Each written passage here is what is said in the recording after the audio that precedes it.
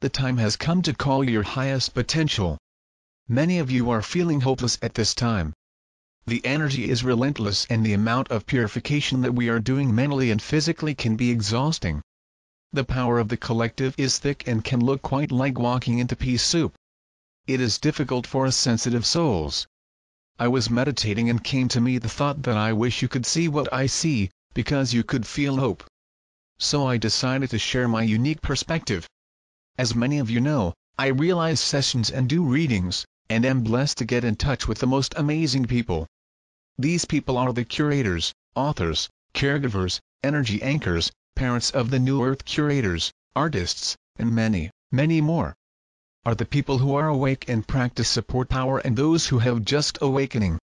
These are people who give me hope for the world, for you to see that change is here.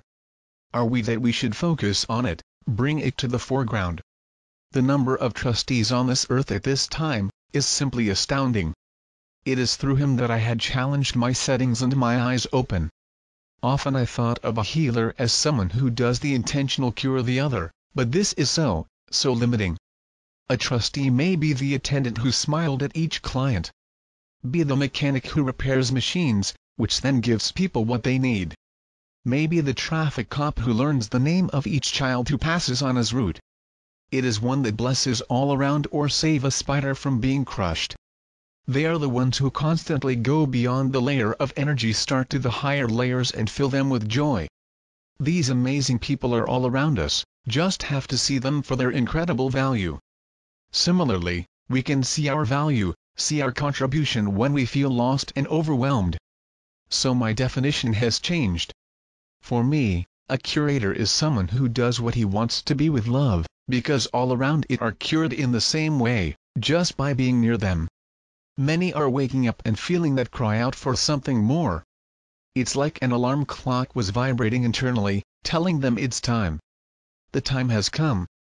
It's time to heed the call to reach our highest potential, put aside the fear, worry and doubt and try to achieve something. One of the themes that I have seen in my reading is that we all have much to give, the limit is just what we established. However, we have our own way. We allow beliefs, definitions and thoughts delay our ways. We allow the big picture surpasses us and steal our power.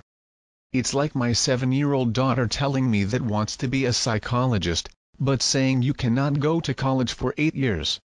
When she should not worry about it now. Your focus needs to be on learning to read and take one step at a time. Everything in life is simply to take small steps, one at a time. It is taking these steps with fear, doubt and worry and throwing in a little party when I do. It's now see what you have learned and how they grew and not focus so much on the outward expression of it.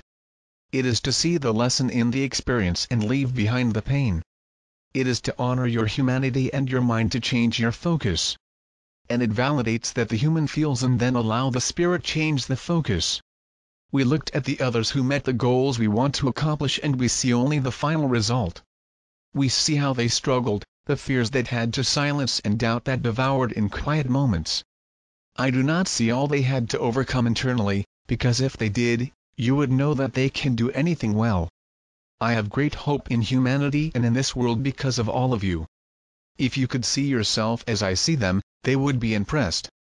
Its potential is limitless, His love is very strong. Now is the time to get out of own way and follow your heart, live fearlessly. Much love to you all.